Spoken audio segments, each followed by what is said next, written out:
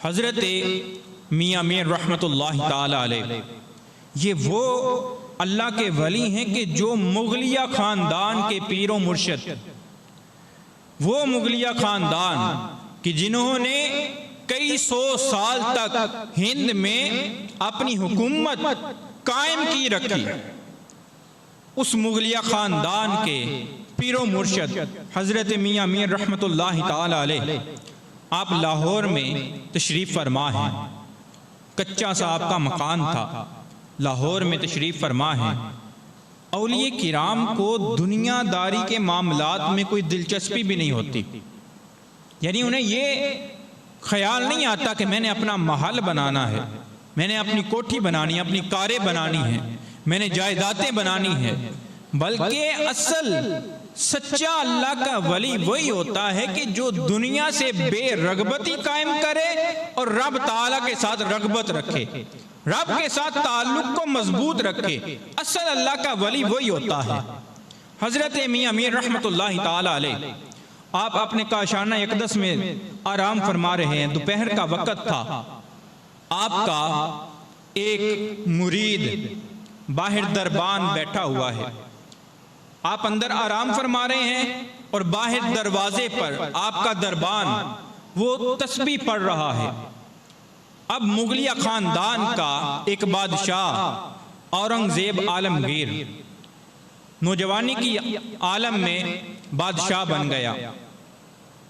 ابھی نوجوان تھا، اتنی زیادہ اولیاء کرام کے بارے میں تعلیم اس کے پاس موجود نہیں تھی، یعنی ابھی اتنا ادب اس نے سیکھا نہیں تھا۔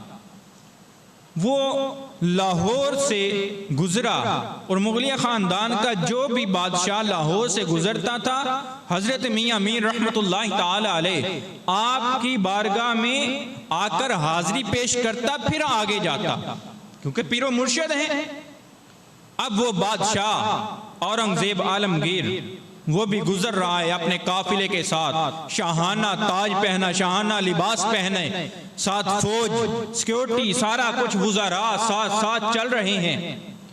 ایک وزیر نے کہا حضور یہاں پر حضرت میاں میر وہ تشریف فرما ہیں، ان کا جو کاشانہ ہے، آستانہ ہے، وہ بالکل قریب ہے، حضور ان کی بھی زیارت کر کے پھر آگے کا سفر شروع کیا جائے۔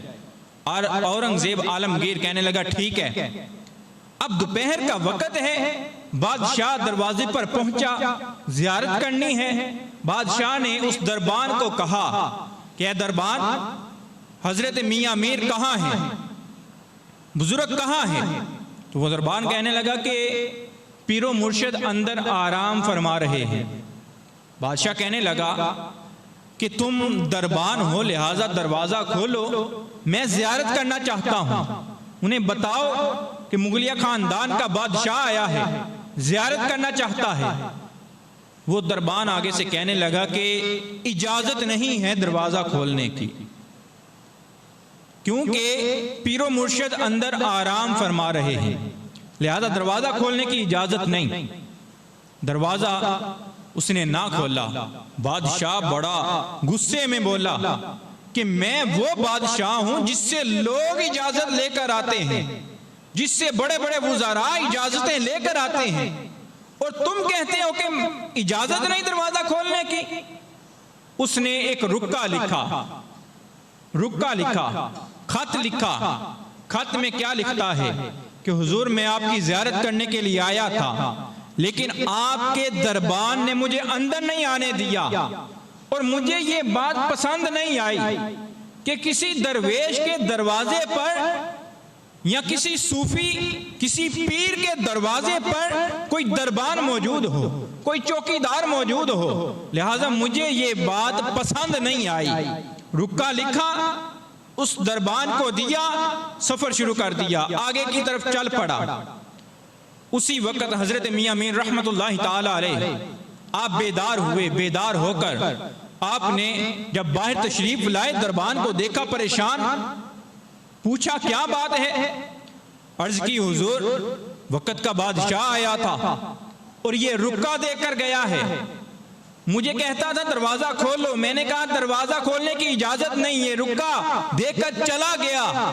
حضرت میاں امین رحمت اللہ تعالی علیہ آپ نے وہ رکا لیا، رکے کے اوپر لکھا ہوا تھا کہ کسی پیر، کسی درویش، کسی صوفی کے دروازے پر چوکیدار نہیں ہونا چاہیے، تاکہ ہر بندہ آ کر اندر زیارت سرعام کر لے۔ حضرت میاں امین رحمت اللہ تعالی علیہ آپ نے بادشاہ کا وہ رکا جو اس نے لکھ کر دیا تھا، اس کو پڑھ کر اس کا الٹ سائڈ دوسری طرف آپ نے کچھ لکھ کر اپنے دربان کو، اسی چوکیدار کو کہا کہ جاؤ، وہ قافلہ جا رہا ہے، بھاگتے ہوئے جاؤ، جا کر بادشاہ کو یہ رکا میری طرف سے دے کر آؤ۔ اب دربان بھاگتا ہوا گیا، جا کر بادشاہ کو اس نے اشارہ کیا، آواز دی، اے بادشاہ صاحب ٹھہر جاؤ، ٹھہر جاؤ۔ بادشاہ سمجھا کہ شاید اب مجھے واپس بلایا جا رہا ہے۔